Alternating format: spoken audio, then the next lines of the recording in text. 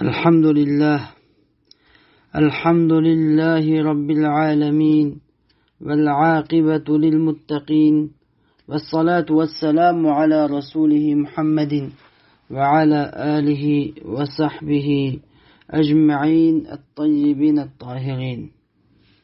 أما بعد, Cenab-ı Allah Hak Subhanahu ve Teala'ya hamdü sana, Peygamberimiz Muhammed Mustafa sallallahu aleyhi ve sellemge duayı salam yollap boğandan keyin maqsadga kelsak, bugün sözlemoqchi bo'lganimiz Ali İmran surasining 1-oyatidan 9-oyatigacha bo'lgan oyatlarning tafsiri.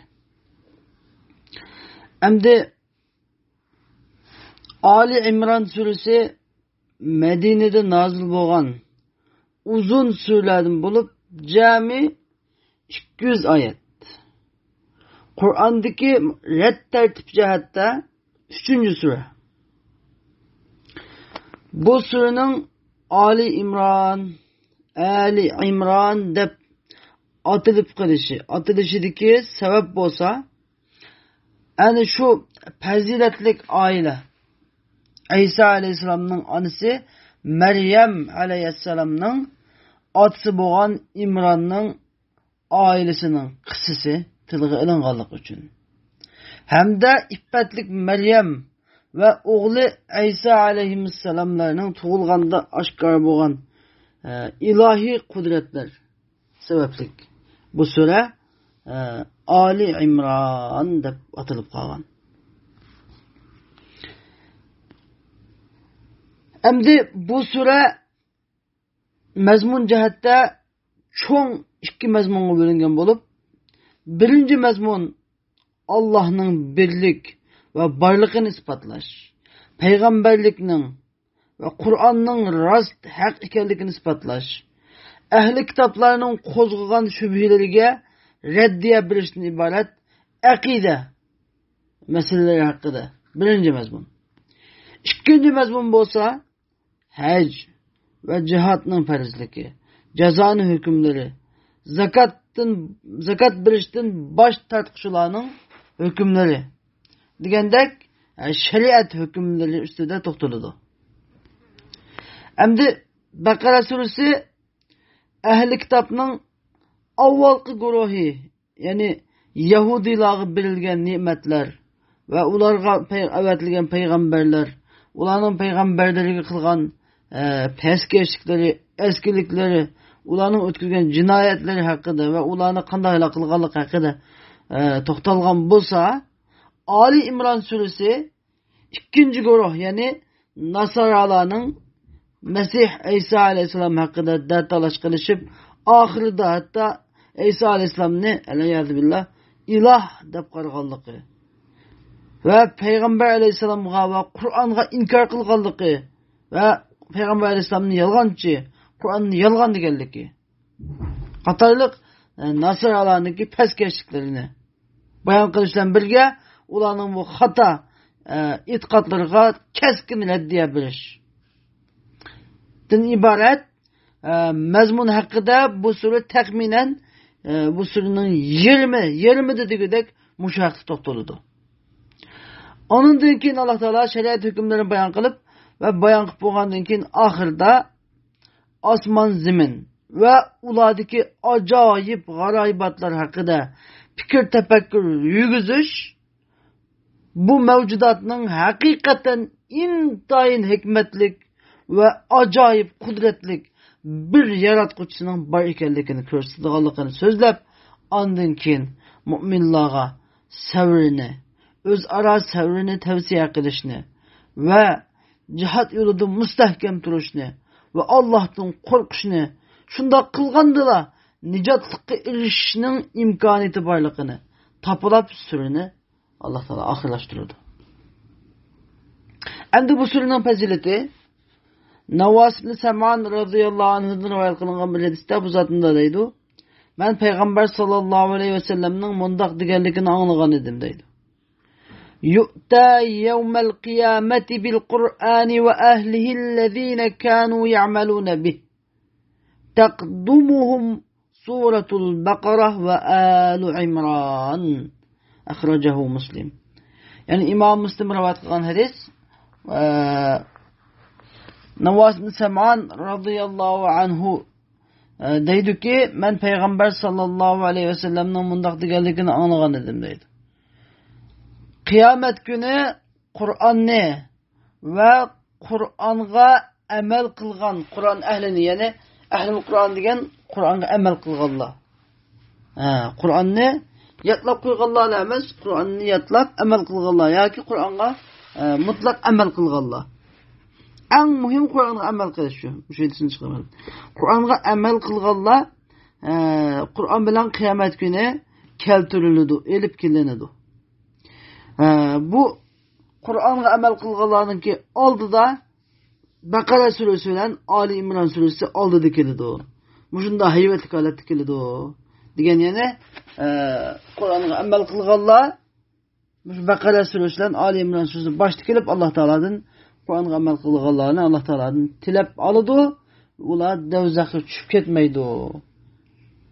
Deb yana mush Baqara surasi bilan Ali İmran surasining boshqa surlardan alayda ulug', alayda e'tiborga ega ekanligini va Qur'oni Karimdagi surlarning hammasi ulug', balki ba'zisining ulug' ekanligini ko'rsatadi bu hadis mazmuni.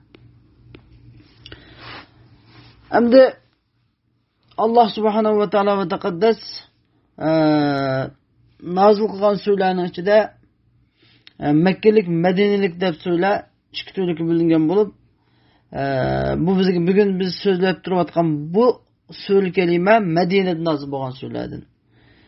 Madinada nazil bo'lgan surlardan faqat ikki surada ikki suraning boshida arabchada uzuk harflar deb ataladigan alif lam mim degandek harflar bayon qilingan. Madinalik surlarning faqat ikki surada. Mana bu ikki suraning biri alif lam mim Ali İmran surasi.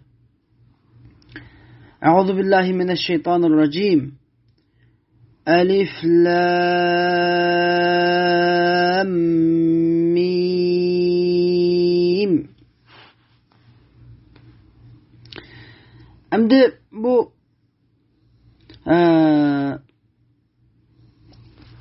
Alif lam mim bilan boshlangan suralerniki Medine'de nazil bo'lgan suraning ikkinchisi Ali İmran surasi deb o'tdik.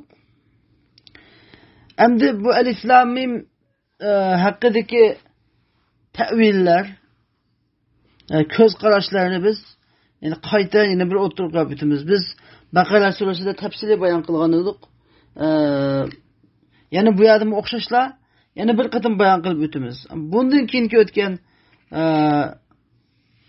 harflarda to'xtalmaymiz.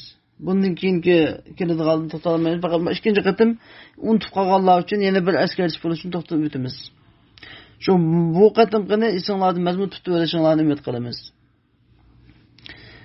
Endi bu alif lam mim haqida fitkul mufassir tafsirshunos ulamolar salaf xalaf yani ilgilki keyingi ulamolar cho'ng ikki xil ko'z qarash kelgan.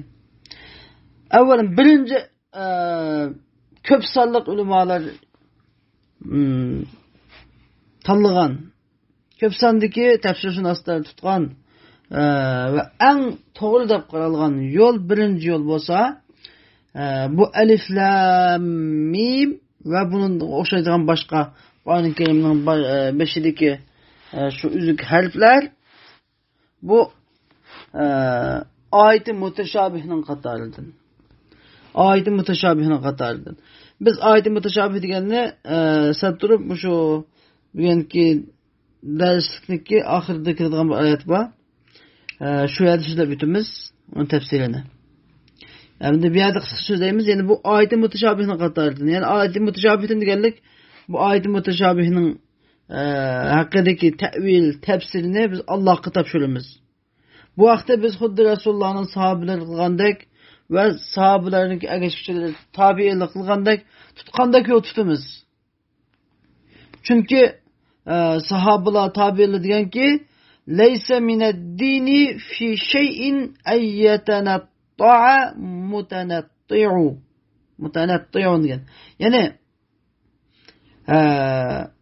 haddidin haqida bir şey haddidin aşırı ötüdüğanlarının haddidin aşırı ötüşü dindin hiç qanday bir narsa hep sanalmaydı. Buna deganlik yani özü xalqancha illatlarni, xalqancha sebeplarni bu ayet bunda bo'lganlik uchun bunda deb o'zi yani shariat o'tirib qo'ymagan illat sabablarni o'tirib qo'yib tafsirda ta'vilda haddidin oshirib o'tganlik faqat ozg'unlikdan boshqa bir narsani darak bermaydi degan. Shu sababdan sahobalarning tuqqanini tutib bu surlarning beshidagi bu uzuk harflarniki ilmini Allah'a topshirish. Mushu yo'lni salaf yani ilgirki salaf ulamolarningki eng ko'pi mushu yo'lni tanlagan. Ularning qatorida sahobalar, nurg'un sahobalar, tabiinlar ve Hanefi ulamoları, Maliki ulamoları, Şafii ulamoları. Ninki ko'p qismi mushu yo'lni tanlagan. Endi ikkinchi yo'l. İkinci yol qaysi? Yani ulamolar bo'lgan ikkinchi ko'z qarash qaysi? İkinci cho'ng ko'z qarash bo'lsa, bu alif lam mim ve bunun o'xshagan boshqa surlarning beshidagi uzuk harflar nimaga o'xshaydi? Bu oyat-i mutashabihdan emas. Bu oyat-i mutashabihdan emas. Şu sebepten biz bununki ma'nilarini, ta'villerini çokum yişimiz lazım ve bunun tigiga yetişimiz lazım. Allah Teala'nın efela yetedebberunel Kur'ane em ala kulubin akfaluha degan ayet yani. Kur'an-ı Kerim ne? Böyle oylanmamdı, tefekkür kılmamdı, tigiga yetmemdi. Ulanın yak ulanın dilleri kulpsanlıp kalgan mı? Dilleri itip kalgan mı? Ne mi sebepten Kur'an-ı Kerim hakkında oylanmaydı o degan ayet keliminiki mezmunuga asasen biz bu Allah Teala'nın alif lam mim degan ve şuna o'xshagan ayetleriniki hakkında alohida biz o'ylanib tefekkür qilib ta'vil qilamiz deydi. Endi bu ko'z qarash asasen en küçlük tevil deb qaralgan tevil bo'lsa, yani bunun ma'nosi yani alif lam mim deganning ma'nosi bo'lsa bu Alloh taolo tarafidan insoniyatga jang e'lon qilish, ya'ni musobaqa e'lon qilish va odatdan tashqari, darajadan tashqari bir musobaqa e'lon qilish. Chunki bu Qur'oni Karim xudmuş alif lam mim degandek mushunda harflarni yani arab tilidagi 28 bir rivayat 29 28 harfdan tuzilgan harflardan nimaga tuzilgan Qur'oni Karim. Shu harflar bilan tushgan. Arab tilida Alloh taolo Qur'oni Karimni arab tilida tushirgan va shu arab tilidagi 28 harfni qo'llanib şu harf bo'yicha Allah Teala tushirgan uni. Qur'oni Karimni.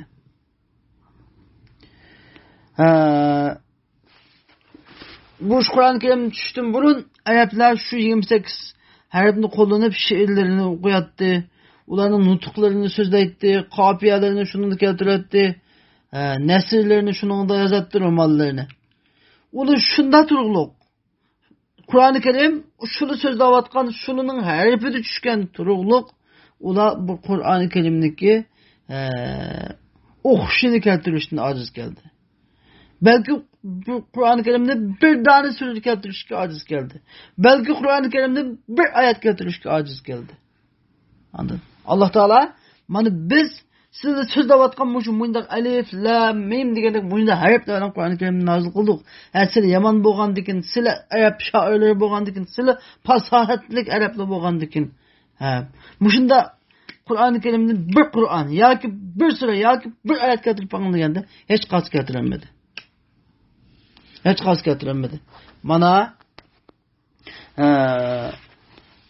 mushu Ali İmran mesela suresideki ve Bakara suresideki ve bunun başka surelerdeki hem üzük harflerdeki hikmeti nima deganda bu hikmeti Allah Taala bunda musobiq e'lon qilish, jang e'lon qilish uchun insoniyatga.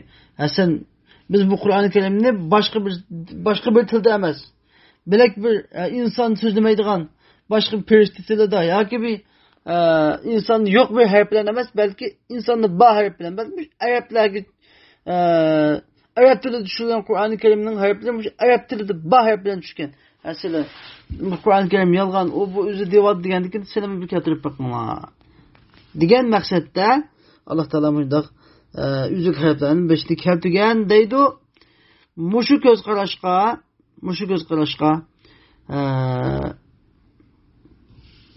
İbn Kesir rahimahullah, Allame Zamakhshari ve İbn Teymi qatorliq ve yangi zamondagi ulamolar, nurg'un ulamolar hammasi mushu xil ko'z qarashqa kelgan. Endi bu alif lam mim ra ha mim degandek mushu surlarning avvaldagi bu üzük harflar Mekkalik surlardan 27 surada, Medinelik surlardan 2 surada, yani Bakara suresi ve Ali İmran suresida o'tirib qo'yilgan. Endi Medinelik surlarda az bo'lishiga sabab Medinelik surlar Madinada Yahudilar ko'p bo'lganligi uchun Medinelik surlarda Yahudilarga shu Yahudilarga va Nasaralarga bo'lgan ayatlar jiq tushdi va shu vaqtdagi hukmlar, shariat hukmlari jiq o'tirg'i tushdi. Mekkalik surlarda shu deganda Mekkalik surlarda Quraysh kuffarlari o'zining balog'atlikligi, fasohatlikligi bilan nihoyat o'ziga tamanno qo'ydigan Qur'oni Karimga butun samoviy kitoblarga butun inkor qiladigan, uni to'qib olgan deydigan bu shunday xalq, nijiz xalq bo'lganligi uchun Qur'oni Karim Mekkalik surlarda Quraysh mushriklariga tahaddi, ya'ni jang e'lon qilish, musobiqa e'lon qilish, ularni mat qilish, davli po'latdek mustahkam davlilarni keltirishdek bunday yo'lni ko'p tutgan. Endi İmam Ebu Cafer Tabari rahimahullah o'ziniki tefsirde şu Alif Lam Mim degandek Qur'oni Karimning 5'ideki üzük harflar to'g'riliq nihoyat muhim bir fikrlarni o'tirib qo'ygan. Bularni qisqacha so'zlab o'tamiz. Bu zot deydi, Qur'oni Karimdagi tarjimonlari, ya'ni tafsirshunoslar Allah Taola'nın Alif Lam Mim degan bu qavlining ta'vili haqida o'xshamagan qarashlarga kelgan. Ularning bir qismi bu Alif Lam Mim degan Qur'onning ismlaridan bir ismdir degan. Bunu deganlardan masalan Qatada, Mujahid İbn Jurayj qatorliq tabiinlar. Uni deganki Alif Lam Mim Qur'onning ismlaridan bir ismdir degan.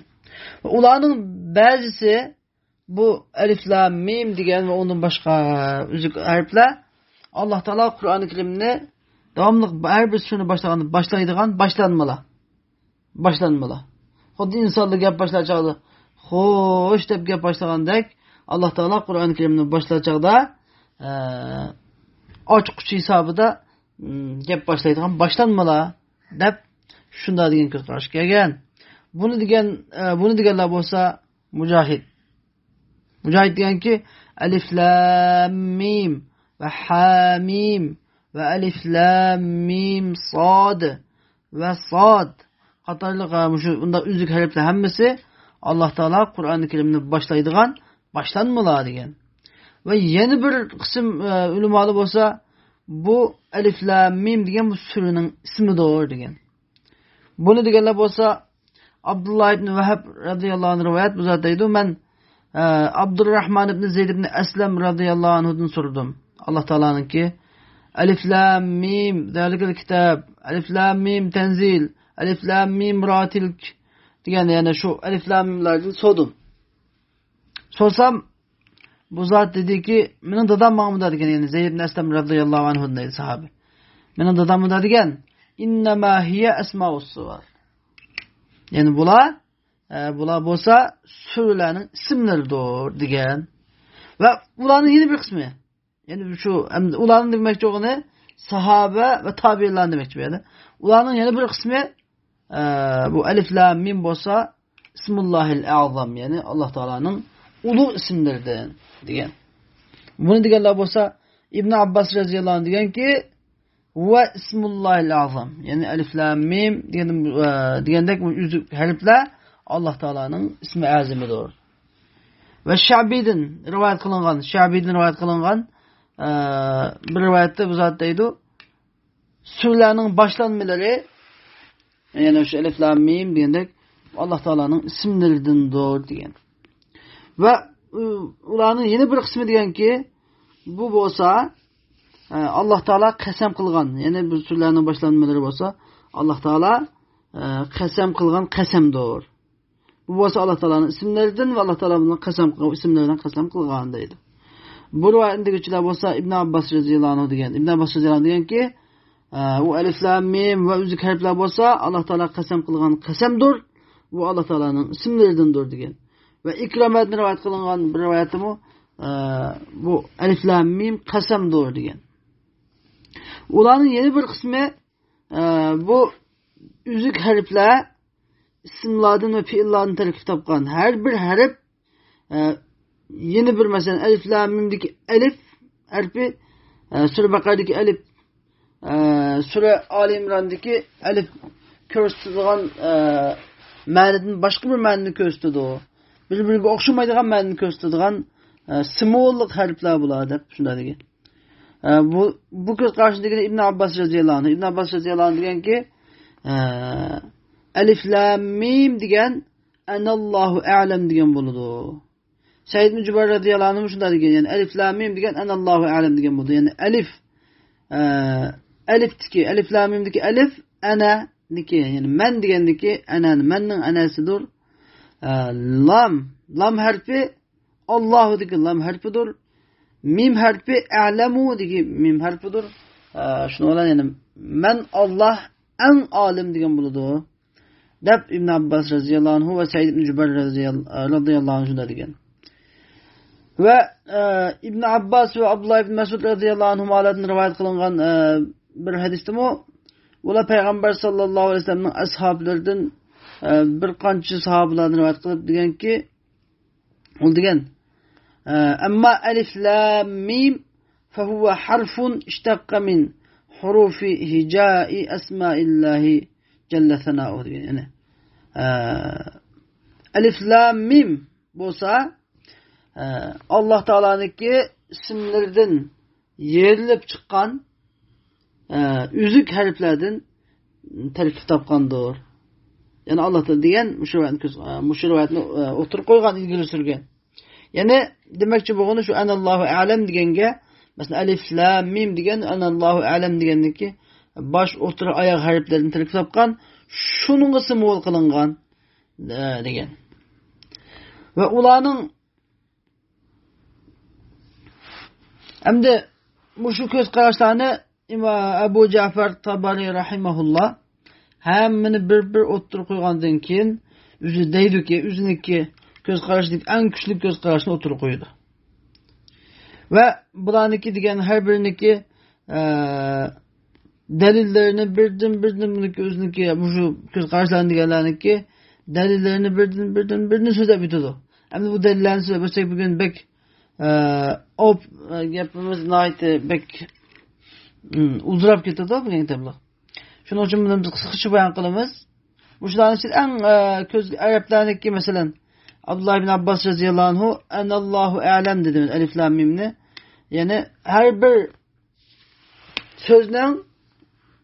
bir sözdeki beşten yak otun yak ayağın bir harfini deyiş şu sözdeki üzüge dalalet kılıdır. Şu sözgü simul qılınıdı. Bunda qilish Arapniki tilida mashhur tarab ketgan, keng tarqalgan bir ishdir deb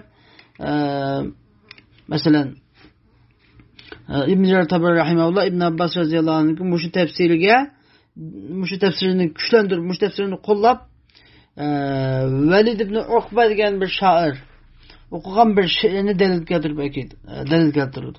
Masalan bu shoir nima degan? Qulna laha qifi lana qalat qaf la tahsabi anna nasina al-ijaf. Yani deydi ki bu shoir deydi ki bir saferde biz o mahbubga yani cananға dedik ki to'xtab turing, bizga bir to'xtab turing desek, u canan dedi ki qaf dedi. Qaf. Harfal qaf dedi. Qaf dedi. La tahsabi anna nasina al-ijaf. Yani ben dedim ki, ben cananға dedim ki sen bizniki at chaptirishni unutib qolganmiki deb o'ylab qolmag'in. At chaptirishni unutib qolib, men bizga to'xtab turing deganmiki deb o'ylab qolmang. Balki sizning ko'nglingiz shu qilib, sizdan bilan mo'ngdishmanglar deb shuni dedik. At chaptirmaganda mo'ngdishmanglar mazmunda bir she'r so'zlagan. Endi mushu she'rdagi bizga o'rnak bo'ladigan örnek xosiyat esa bu yerdagi qolat qof degan gap. Qolat qof. Yani biz cananni to'xtab turing desak, canan qof dedi degan, yani qof dedi deganda buni ma'nosi bu yerda qad waqaftu, yani waqaftu demakchi. Men to'xtab turdim. Tamam, men to'xtab turdim dedi canan dedi. To'xtab turdim degan gapga bir qof degan gapning bir harf dalolat qilgan. Bir harf dalolat qilgan. Bununga o'xshagan masalan nahvi qoidalarida keng taralgan nahvi grammatik o'qiganlar biladi. Masalan munodani tarhim qilishda bir bob bor nahvida. Ya'ni chaqirilgan so'zlarni ismlarniki oxirini kesib ya'ni shu ismi dalolat qila oladigan holatda bo'lsa, bular kesibsa, bular tashlab qoldiribsa, bular deganlik to'g'riliq. Masalan, Haris degan ismdan sa harfini kesib tashlab ya haru deb qo'yishimi mutqalligi. Malik degan ismdan kaf harfini kesib tashlab ya malu deb qo'yishimi mutqalligi. To'g'riliq. Nahvida intayin keng tarqalgan bu mashhur. Ve yana bir she'rlarda masalan bil khayri khayratun ve in şerran fa ve la uridu şerra illa enta deb bir she'rni o'qigan masalan.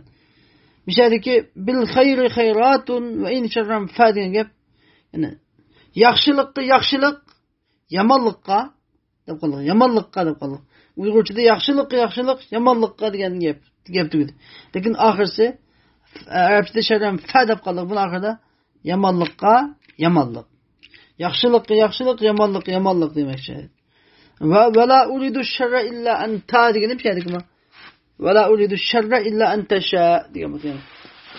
Ben sana yomonlik qilg'im yo'q. Faqatlam sen yomonlik qilishni xohlasang, undan yomonlik qilma. Degan illa enta deb qoldi masalan. Mushu masalan Yezid ibn Muaviya o'lib ketgan vaqtida bunda degan Abda degan bir tabiin, Muhammad degan tabiin, Abda degan tabiin deganki deydi. Abda degan zot deydi. Men buni hamda Yezid o'ldi, hamda qattiq cho'ng bir fitna chiqdimdiki deyman. Qanday bular deganda Abda degan bu tabiin Muhammadga deganki anda bo'lganda qattiq fitna chiqishi mumkin. Sen darhol shu o'zingning oilasiga birib, uyingdan taloq chiqmay, o'zingning uyini g'ana lozim tutib, o'zingning narsalarini yig'ib, o'zing bilan Alloh bo'l. Deb shunda degan mazmunda bir nasihat qilib degan. Endi Muhammad deganki menda bo'ldi, Yazid o'ldi, Imom Husaynni shahid qilyapti. Menda cho'ng bir fitna bo'lib ketadi endi. Men qanday qilsam bo'ladi masalasi bo'lganda bu zat deganki ahabbu ilayya laka anta deb qo'ydi. Ahabbu ilayya laka anta. Ta deb bir ta harfini deb qo'ydi. Ya'ni bu yerdagi ta harfi maslahat so'ralg'uvchi, maslahat so'g'uvchi deganki ahabbu ilayya laka anta. Ya'ni anta taji'. Ya'ni men sening shu o'zingdagi untaloq chiqmay yetib olishingni eng yaxshi deb qarayman degandagi mishadi. Ta deb qo'ygan, taji' deganga bir harf o'zi nima qilgan? Ko'rsatgan bir harf, shu bir harf, shu bir komil bir so'zni ko'rsatgan. Mana bunda dalillar intayin ko'p. Xuddi hozir bizniki zamonimizda masalan BDT deb qo'ysa, masalan Birlashgan Davlatlar Tashkiloti degandek komil bir so'zga simvol qilingan so'zlar ko'p ishlatiladi hozir bizniki zamonimizda masalan. So'zlarni qisqa bayon qilish uchun ham. Mana dalilni keltirib ko'p har bir yuqorqi so'zlarni har biridan dalil keltirib chiqadi Ibn Jarir Tabari rahimahulloh. Ang ahirde o'ziniki xulosasini deb keldim. Xulosasini bitayli. Ibn Jarir Tabari rahimahulloh yuqorqilarni shunday xulosasiga kelib deydiki, meningcha tafsirlarning eng to'g'risi Alloh taolo bu ilifba harflari bilan boshlangan surlarning boshlanmalarining har birini faqat bir ma'niga emas, balki nurg'unlagan ma'nilarni ko'rsatadigan qilib nozil qildi. Shunga bulardan har bir harf yuqorqi mufassirlarning tafsirlarining hammasini o'z ichiga oladi. Agar birisi bir harf qandoqmi buncha ko'p ma'nilarni ko'rsatsin deb so'rab qolsa, uni mundoq deb javob beriladi. Masalan, arab tilidagi ummatun degan bir so'z. Uyg'ur tilida va arab tilida o'xshashlar. Bir to'p odam, ma'lum bir zamon, bir davr Allohga ibodat qiladigan va itoat qiladigan muttaqi, solih odam va islom dini degandek nurg'ulg'an ma'nolarni ko'rsatadi. Alloh taolaning din degan bir so'zi qiyomat kuni, jazo, hisob degandek nurg'ulg'an ma'nolarni o'z ichiga oladi. Xuddi shuningdek bu harflarning bir harfning nurg'ulg'an ma'nolarni ko'rsatishi shunga o'xshaydi. Unda bir alayda bir o'zgarish yo'q. O harflarning Allohning ism sifatlariga simvol qilinishi, o harflarning o surlarga ism bo'lishi, boshlanma bo'lishi, hamda o harflarniki masalan anallohu a'lam degandek Alloh taolaniki ismlari simvol qilinishi, bu harflarniki bu surlarga ism bo'lishiga va surni boshlaydigan boshlanma bo'lishiga va bu surlar qasam qiladigan qasam bo'lishiga va abjad hisobi harflar bo'lishiga, masalan ba'zi mufassirlar bu abjad hisobi deb tafsir qilgan buni. Abjad hisobidagi sonlar deb. Abjad hisobida masalan har bir son, har bir harf ma'lum bir songa vakillik qiladi masalan. Alif birga vakillik qilsa masalan, shunda abjad hisobi bo'yicha. Abjad hisobi harflar bo'lishiga to'sqinlik qilmaydi. Va ya'ni har bir ma'ni bir-birisiga qarshi kelmaydi demakchi. Qarshi kelmaydi. Hamma ma'nisi mushun ichida bor desakmi, xatolashgan bo'lmaymiz. Chunki payg'ambar alayhisolamning u harflarini sharhlab bermaganligi. Alif lam mim haqida payg'ambar alayhisolam faqat bir hadis kelgan. Bu hadis bo'lsa, payg'ambar alayhisolam deganki, men alif lam mimni bir harf demayman. Chunki Qur'oni Karimdan bir harf o'qisa, uni 10 harf o'qigani savob bo'ladi. Men alif lam mimni bir harf demeymen. Belki alif bir harf, lam bir harf, mim bir harf de Peygamber şunu tushunib qo'ygan. Unda boshqa haqida bu uzuk harflar haqida Peygamber tafsir qilgan hech qanday bir hadisi asar kelmaglik. Bu zot deydi shu Peygamber alayhisolamning bu uzuk harflarni, ya'ni bu alif lam mim degandek bu harflarni tafsir qilib bermaganligi, sharhlab bermaganligi sahabalarning u harflarni yuqorqi yo'llarning biri bilan sharhiga muhtoj bo'lmay tushunganligini ko'rsatdi. Yuqorida biz so'zlab o'tgan yo'llarning arabniki shu vaqtdagi Qur'on shu vaqtdagi arab tilida nozil bo'lgan bo'g'achqa, sahobalar shu vaqtdagi arab tilini eng yaxshi biladigan bo'g'achqa, ularniki uchoq, yepiq tillarni hamma uch oshkor biladigan bo'g'achqa, Payg'ambar sollallohu alayhi vasallam sharhlab berishga ehtiyoj tushmagan va ular shu paytda bu tushungan deydi. Şuna yukarı tefsirlerinin her birinin doğru buluş ihtimali var. Şunun birini qap qoyap, hech qanday bir kuchli dalil bo'lmagan ahvolasida birini qap qoyap, ma birinin doğru, ma birinin xato degan dalil yo'q. Şuna yukarı ma'lumning hammasini şu ma'lumning hammasi o'zicha bor deb qaraymiz degan mushu ko'z qarashni İbn Cerir Tabari rahimahullah o'tirib qo'ygan. Endi biz yuqorida ikki xil cho'ng ko'z qarashning ikkilisini o'tirib qo'ygan bo'ldik. Shuning uchun ko'p mufassirlar Allohu a'lam bi muradihi deb bitib ketadimdi. Biz hammani o'tirib qo'yib qo'ydik. Alloh taolo deydiki: A'udhu billahi minash shaytonir rajim. Allahu la ilaha illa huval hayyul qayyum. Yani Allahu la ilahe illahu el hayyul qayyum. Allah, o Allah'tan başka hiç ilah yoktur. El hayyul qayyum. O Allah mengü hayat, mengü öz üzüdün berpa bulup dururcu zattır. Hem de El Hayy diye Allah Teala'nın ki Allah diye ismi zat bunu bir tefsirisini bu neticede öttük. La ilahe illahu diyen o Allah'tan başka taat ibadet kılışkı layık ve sazavər hakiki mabut yok diyen bolsa El Hayy diyen yani mengü baki kalıdığan ölmeydiğen zat mengü hayat zat diyen bolsa El Qayyum diyen şu diyen de bunu çok iş kılmaz da ötkenimiz. El Qayyum diyen biri öz özüdün berpa olap turgucu zat yani beş qanday bir narsaga muhtoj emas. Hamma u zatga muhtoj, özünün turuşida, berpa olap turuşida hech qanday bir narsaga tayanmaydigan, öz özüdün turadigan zat. Ondan el qayyum degan el qaimdan chiqqan, yani mubalag'at, siyg'i mubalag'a deydi yani. Mubalag'alashtirgan gapni mana eng chekiga yetkazish, texmi jonliq ifodalash shakllari. Mubalag'a, siyg'i mubalag'a degan. Yani kayyum diye gap yani el kaimu bi zat etken. Öz özüdün turgucu zat. Hiç qanday yani başkaga muhtoj emas degan ma'nosi olsa, ikkinchi ma'nosi olsa, özüniki mahluqlarning ishlarini urunlashtirib turguchi. Mahluqlarning ishlarini davomli bir taraf qilguchi. Degan ma'noda ikki ma'nosi, qayyum degan ikki ma'nosi bor.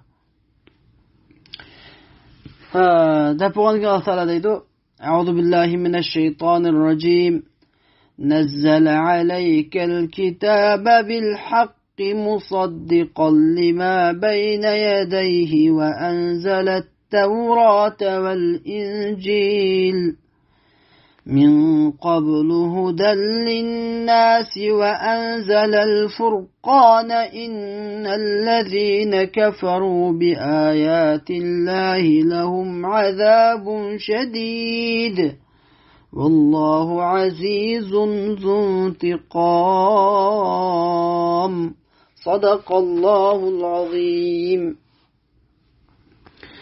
Bu ayet-i kerimenin tefsiri Allah Teala deydi ki nezzele aleykel kitabe bil hakki. Yani onundan başka hiçbir ilah bolmagan, mengü hayat bolgan, özünün bendelerinin işini davamlıq idare kılıp, bir taraf kılıp turadigan, bendelerinin hacetini çıkıp turadigan Allah sizge bu kitapni, yani Kur'an-ı Kerimni hakikat bilen baka o'ynish bo'ldirib emas, balki haqiqiy bo'lgan to'g'ri yo'l boshlash uchun haqiqat bilan, ya'ni bu kitobdagi har bir so'z, har bir hukm, har bir ma'no, mazmun haq, rost, to'g'ri, haqiqat bo'lgan holatda sizga bu kitobni nozil qildi. Musaddiqan lima bu kitobni sizga nozil qildi. Hem de yani musaddiqan lima beyne yedeydi. Özünün aldığındaki kitaplarını tasdiqlagan holatda, yani anda özününki aldığı kitapni yolg'on demaydi. Hammani rost, to'g'ri deb turgan holatda. Hem de Allah Taala nazala aleykel kitabe bil haqqi. Kitabe bil haqqi dedi. Yani bu Kur'an-ı Kerim'nin kitap dep sözlü Kur'an-ı Kerim'nin. Nezzelelike Kur'an demek kitabe dep koydu. Onun için kinki ayetlerde Tevrat ve İncil, Tevrat İncil'in şu dep kitabın isminden atıdı. Bu Kur'an-ı Kerim'de kitap dep atıdı. Bunundaki hikmet nime? Bunundaki hikmet nime degende Allah Teala Kur'an-ı Kerim'deki Tevrat'ın mı, İncil'den mi ve asmanın üçen kitabının hemmedin mi evzel, hemmedin üstünlükte onu tutuyorduqalıqını. Ulanın hemmesinin içindeki mezmulunu, üzgün mücessemligelikini Allah Teala bildirip kaçtın. Huddi kitap diye ismi muşuğuna mı layık? Huddi Allah Teala demiş. Yani Kur'an gınam kitap diyen gep yani mecmu diyen bu yani cuğlan hemme biliminin içindeki cuğluğan diyor. Cuğluğan, toplağan diyen gep. Hakiki toplanma diyen isim olmuşu Kur'an gınam layık digendek bir halet şekillensin için kitap dep isim koydu. Bu mesela İncil mi kitap, Tevrat mi kitap? Hemmesi ulu kitapla. Lakin Kur'an-ı Kerim'de alaylı kitap dep koyuşun sebebi yani bu Kur'an-ı Kerim ilgili kitaplarının hemminin mezmununu ve ilgili ümmetlerinin hemminin kısalarını, tepsini öz içine algan bir mükemmel bir kitap diyenini bildirmek cemdi. Allah Teala diyor musaddiqan lima beyne yedey. Diyen ilgili üzünün ilgili düşken kitaplarını tasdiklayılan kitap bu. Ve enzelet Tevrate vel İncil. Allah Teala Tevrat'ni ve İncil'ni nazil kıldı. Anladın? Yani sizge Kur'an-ı Kerim'ni nazil kıldı ve ilgili ümmetlerge Tevrat'ni ve İncil'ni nazil kıldı.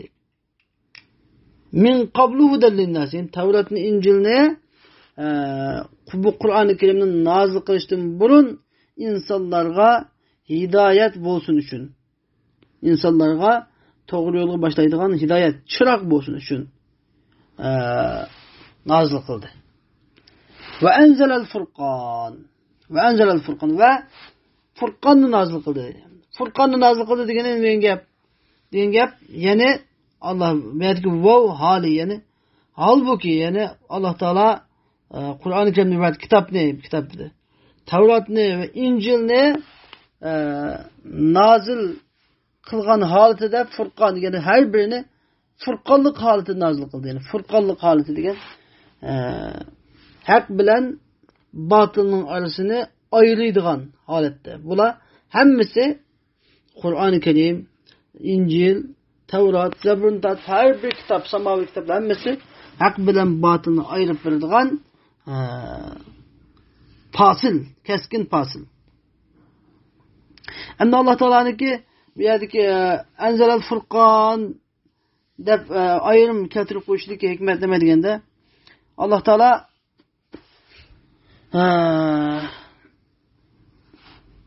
ayrım keltirip koşun sebebini demediğinde bunu yaptığında etfa'am elel khas dep atıldı. Etfa'am elel khas yani yani umumluk ne? Hususilik yani umumilik ne? Hususilikka bağlap keltiriş dep atıldı bu. Yani mesela evvel Allah Teala ayrım khas kılıp Kur'an'ı, kitap, Tevrat, İncil dep ayrım keltirip oldu.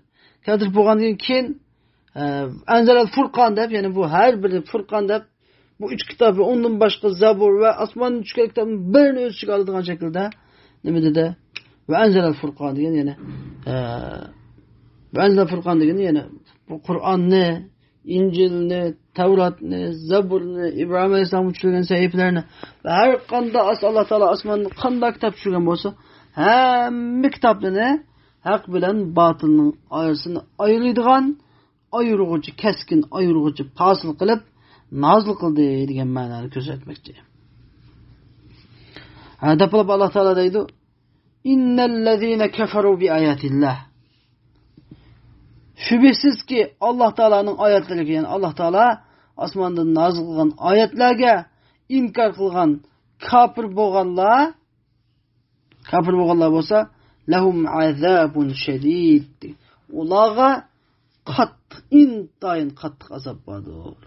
Yani ulaga ahirette intayın dertlik, elemlik azap vardır. Vallahu azizun zuntiqam. Allah Teala hemme galip intayın Üzün düşmelerini qattiq intiqam aladigan zatdır.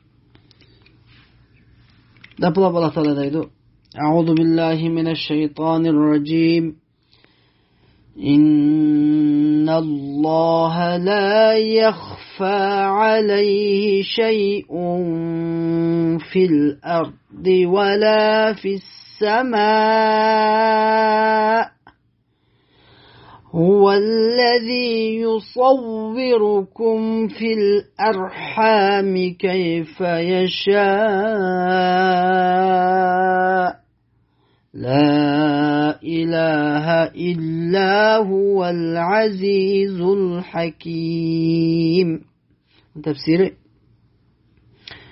şüphesiz ki Allah Teala'ga ho zimindeki hay osmondagi hech qandaq bir narsa maxfiy bo'lib qolmaydi.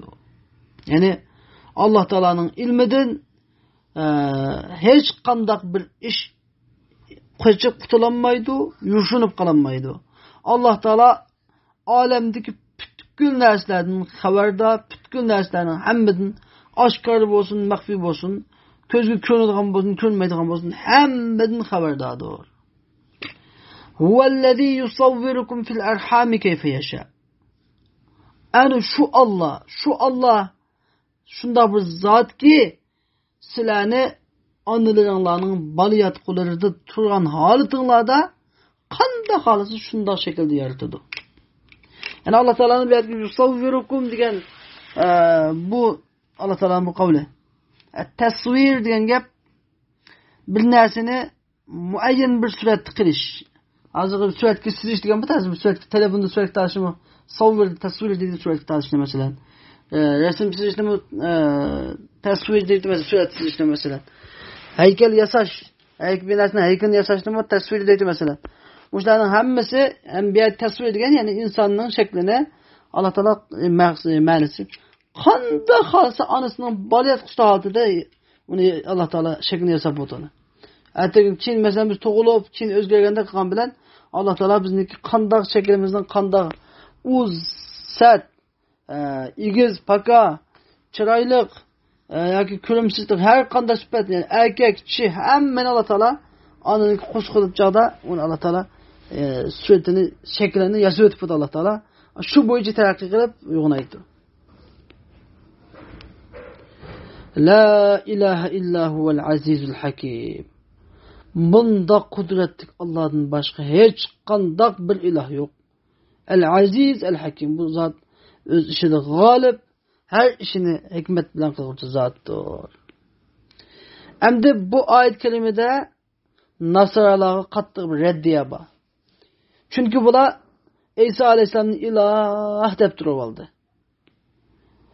Allah Teala bulaniki bu hata göz karışığa reddiye verip Allah Teala'nınki balılarını baliyat kudu halatımız suretlerini yasaydıganlığı, şekillerini yasaydıganlığı. İsa Aleyhisselam olsa baliyat kudu emas adetteki küz gömegen hiç qanday işini İsa Aleyhisselam bilmeydiganlığını, o üzüdün başka bendelerge okşaş bir bendikellikini ve İsa Aleyhisselam'ın suretini Allah Teala anasının kuskudu çağıda Allah Teala üzü yasaydıganlığını Allah Teala müddet defkaş arkalık ola reddiye kaydıdı. Bu ayetinin düşüş sebebi bundan başka ayetlerinin bununki ayetlerinin düşüş sebebi olsa bu ayetle Necran'daki Nasranilerin elçisi hakkında nazil olgan. Ula 60 kişiydi. 60 ulaqlıq kişiydi. Ulanın içinde ulanınki en ulu katı başladın 14 adam baydı. Uladın üçü ulanın için en çoğuydu. Mesela ulanın emiri Abdülmesih. Ulanınki müşaviri Eyhem. Ulanınki alimi Ebu Haris'in Alkama idi. Bula Peygamber sallallahu aleyhi ve sellem'ninki kaşlarına geldi. Kelip uladın üç öyle gap kıldı. Gap kılıp dedi ki bir katım dedi ula İsa aleyhisselam bolsa Allah'tır dedi. Aleyhisselam. Çünkü o ülegini til güzeliydi o dedi. Ve yine bir katım dedi ki İsa aleyhisselam bolsa Allah'ın oğludur dedi. Çünkü Onun dadısı yok deb onu delil keltirdi. Yana bir kadın bolsa, bu İsa aleyhisselam bolsa, şunun üçüncüsü, anladın? Şunun üçüncüsü diye yani Allah Meryem aleyhisselam bolsa ayol ilah, İsa aleyhisselam onun oğlu edip şunun üçüncüsü dedi. Allah yazı billah. Demiş ki Allah Teala bunu delil getirip dedi ki Allah Teala her bir ayetinde fealna ve kulna deydi o. Biz anda kıldık, dedik deb to'xtamay köplük şekilde keltirdi Allah Teala. Ayetlerde sözlerini köplük şekilde keltirdi. Şuna o en köplükün en az 3, şu 3 bula deb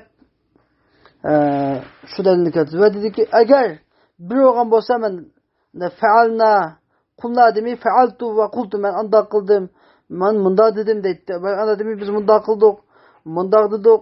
Munda yarattık deb hemimiz köplük şekilde dedigini çokum şu sebepten kalgandı deb 3 tane delilini Peygamber sallallahu aleyhi ve sellem koydu. Aldığı taşlı. Taşlagandı ki Peygamber sallallahu aleyhi ve sellem bulağı dedi ki delil katı Peygamber sallallahu Elestum te'alemune enne Rabbena hayyun la yemut ve enne İsa yemut. Peygamber sallallahu dedi ki sizler bizning Parvardigarimiz Teala'nın hayat ölmeydiganligini, İsa aleyhisselamның ölüdiganligini bilmemsizler. Dedi. Ular dediler ki, bela, şundak bilimiz, dedi. Peygamber sallallahu dedi ki, Elestum te'alemune ennehu la yekunu veledun illa ve yeşbehu ebah. Sizler her kandak bir balının dadısıgıla okşaydiganligini bilmemsizler. Yani tug'ilgan dadisiga ota-onasi demek için. Ota-onasi o'xshaydiganligini bilmamsizlar. Dedi ular shundoq ota-onasi o'xshaydi. Dedi Payg'ambar alayhisalom dedi ki Payg'ambar alayhisalom yine dedi. Elestum ta'lamuna anna Rabbana qa'imun ala kulli shay yakla'uh ve yahfazuh ve yarzuquh. Fehal yemliku İsa şey'en min zalik? Yani sizlar Parvardigarimiz Teala'nın her şeyge vekil bolgan, her şeyni muhafazat kılıdığan, her şeyge rızkı birdiğan zat ikenligini bilmemsizler. İsa Aleyhisselam'ın şu yukarı narsalarının hiç qanday bir narsa ega emasligini bilmemsizler.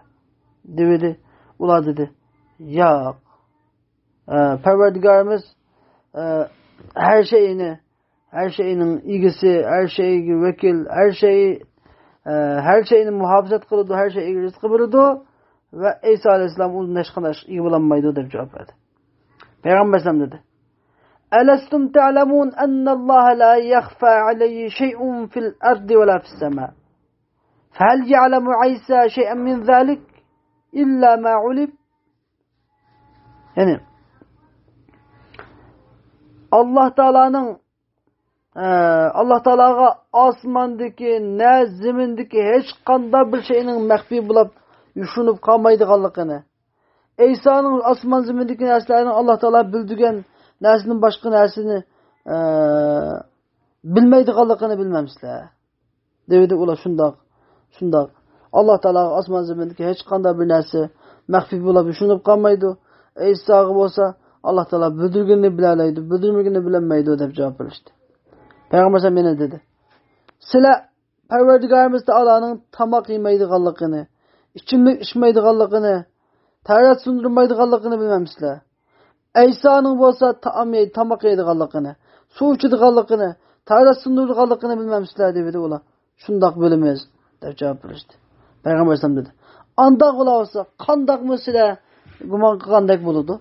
Qandaqmı yuqorida sildigandek bolsun? Qandaqmı İsa Allah bolsun? Qandaqmı İsa Allah'ın oğlu bolsun? Qandaqmı Allah üç bolsun? Deb şunda dedi. Fasakatu. Ular hammasi şuqulab qaldı. Hammasi şuqulab qaldı. Gap tapolmay şuqulab qaldı. Şuqulab qapılab keyin ular faqatla meni bilam turib, faqatla meni tanib inkar qilishdan boshqa yo'l tanlamadı. Allah Teala şu vaqtida mana şu sürüdeki bir şeyden Allah Teala'ga asman zimindeki hech qanday bir narsa maxfiy emas degan yerni Allah bu oyatniki 80 bu surənin 80-ci ayətlerigacha 80-nechinchi oyatlargacha oyatlar nozil qildi. Bu tush sabab mushumda. Allah Teala da pulapen deydiki: "A'udhu billahi mineşşeytanirracim. Huvellezî enzele aleykel kitâbe minhu âyâtun muhkematun hunne ummul kitâb. وأخر متشابهات فأما الذين في قلوبهم زيغ فيتبعون ما تشابه منه ابتغاء الفتنة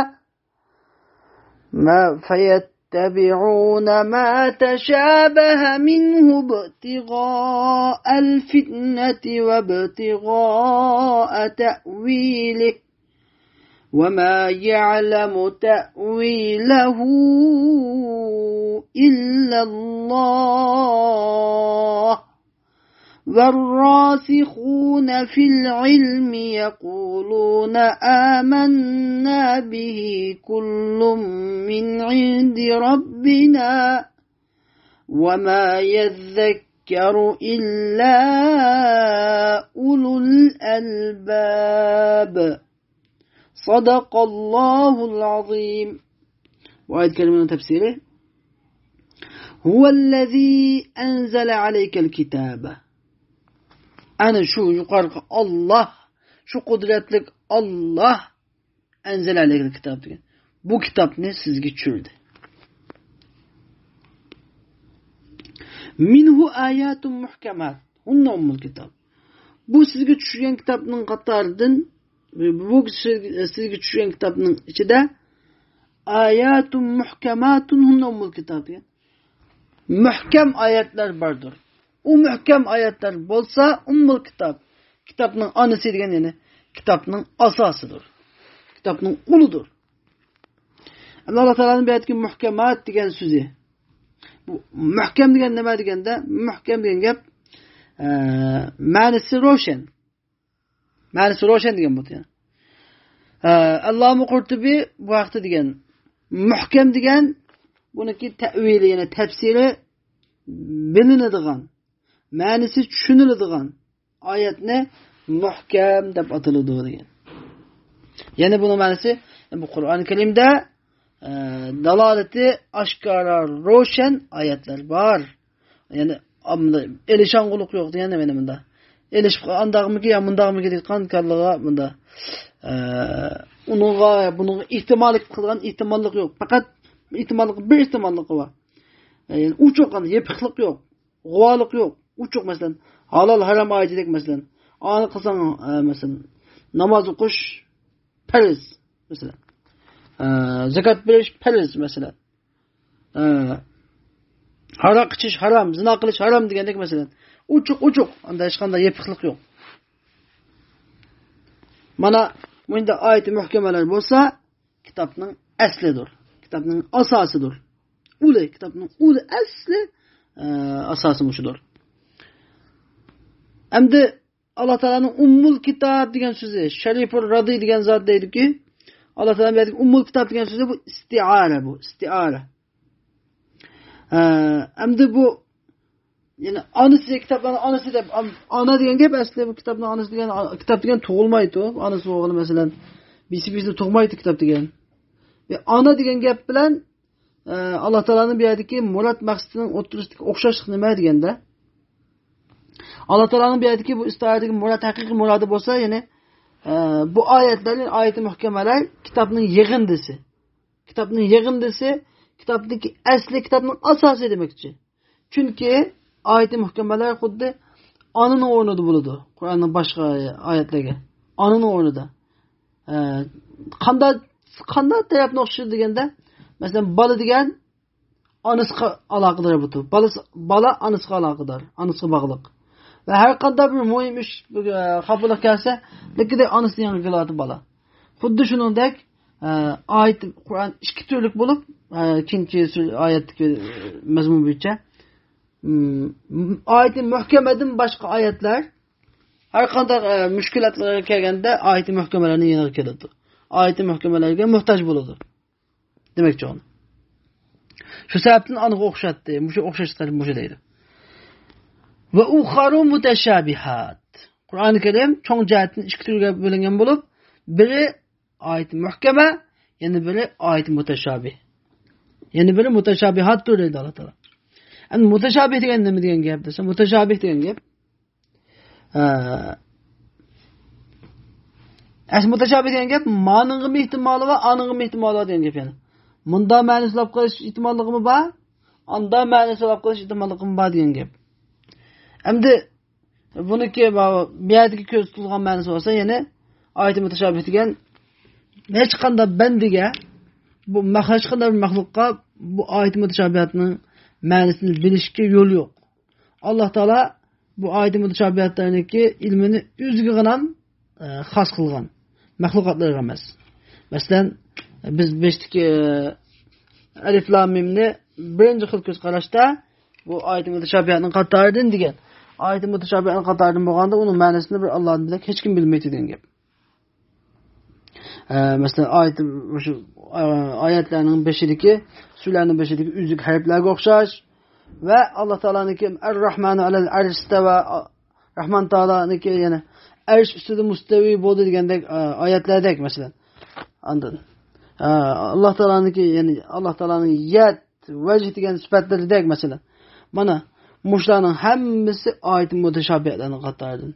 Masalan, Allah Teala'nın mesela Er-Rahmanu alel arsh istawa degan qavli mesela.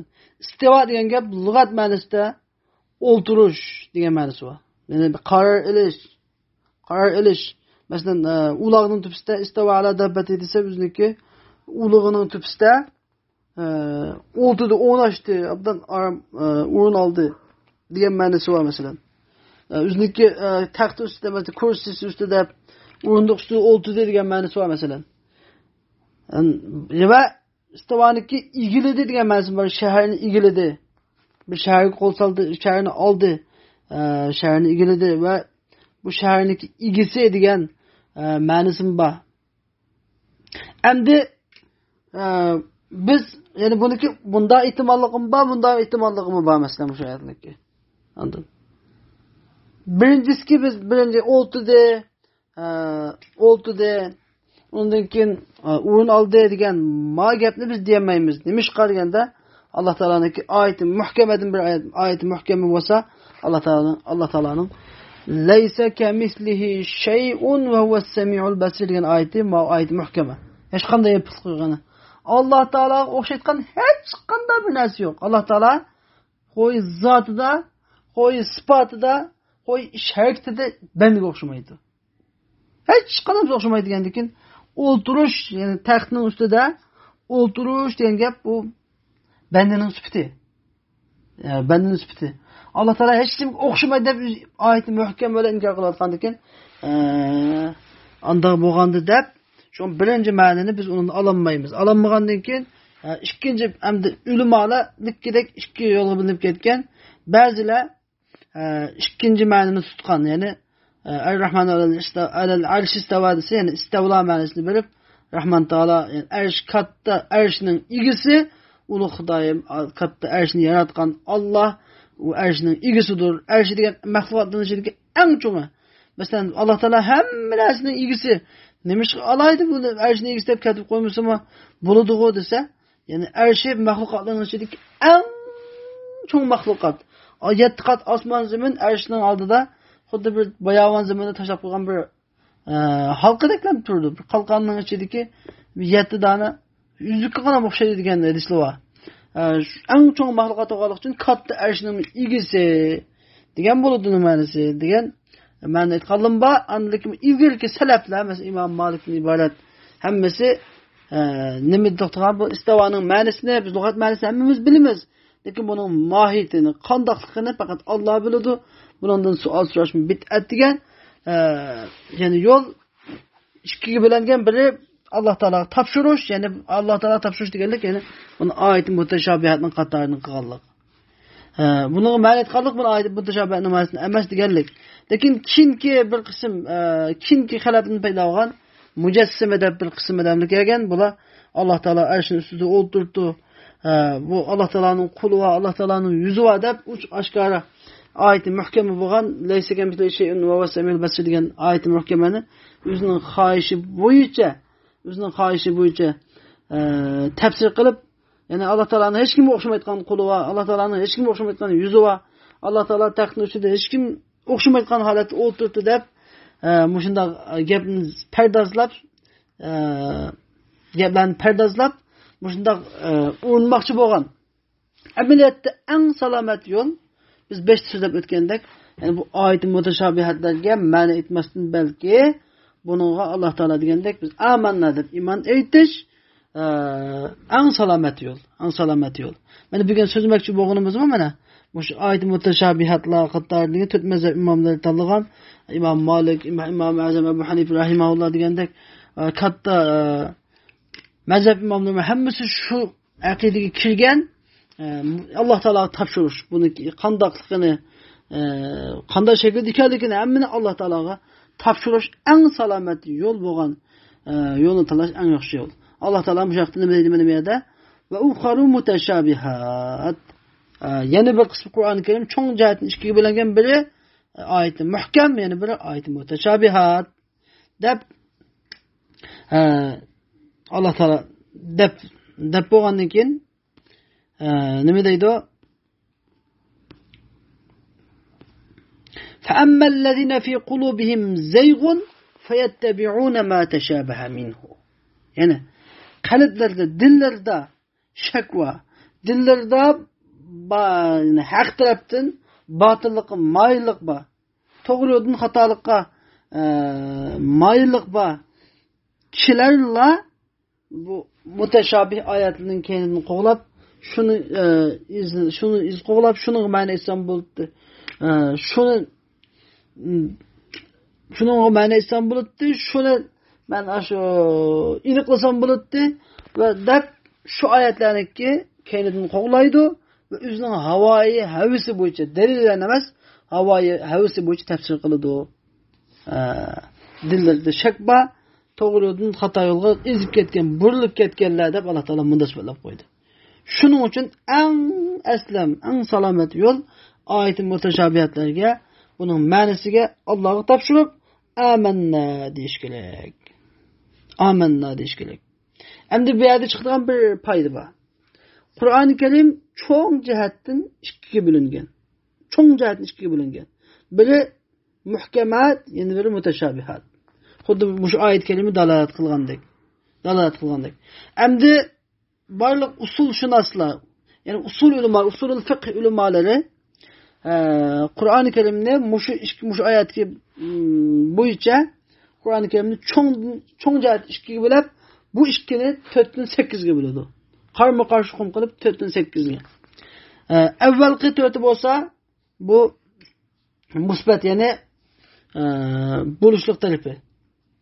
İcabi tarafdan 4 ga bo'lgan ijobiy taraf bo'lsa, birincisi zahir, ikincisi nas, üçüncüsü mufassal, dördüncüsü muhkem deb 4 ga bo'ladi. Yani muhkem degan, bu yerdagi muhkem degan ikki ma'noda bo'lib, bir muhkem hukm oyati degan ma'nosi bo'lsa, yana bir muhkem bo'lsa, ya'ni ma'nosi uchuq, anda yepiqlik yo'q. Ma'nosi uchuq degan ma'noda. Bu yerdagi Alloh taolaning muhkamat degan, ya'ni ma'nosi uchuq demakchi. Ma'nosi uchuq, yepiq emas. Yani Qur'oni Karim ijobiy tarafdan 4 xil bilansa ma'nini ifodalashyapti. Birincisi zahir, yani uchuq oshkora. Zahir degani hech qanday bir o'ylanmasdan Alloh taolo bir so'z, bir oyatda desa, buni o'ylab o'tirmasdan ma'nisi udul qarab tushungan. Yani tadabbur qilmasam, o'ylanmasam tushungiladigan. Oson. Anladın. Lekin buniki ham de, bunun da birincisi zahir, ikincisi nas. Nas bilan zahirning farqini bilganda, zahirda o'ylanib o'tirmasdan tushungili bo'ladi. Nas deganda nas o'ylanib o'tirmasdan tushungili bo'ladi, lekin nas nima? Shu so'zning, oyatniki asosiy asli maqsadi shu nas. Asli maqsadi shu nas. Şu Allah Teala sözlegen ayetniki asli maksatı şu narsa. Üçüncüsü mufassir. Allah Teala sözlegen ayetniki asli maksatını tefsir kılıp tefsir kılıp şu izahlap berdigan ayet üzdü var. Mufassir. Dördüncüsü muhkem. Endi buniki farkı qanday deganda birinci uçuq aşkar degan zahir degandiki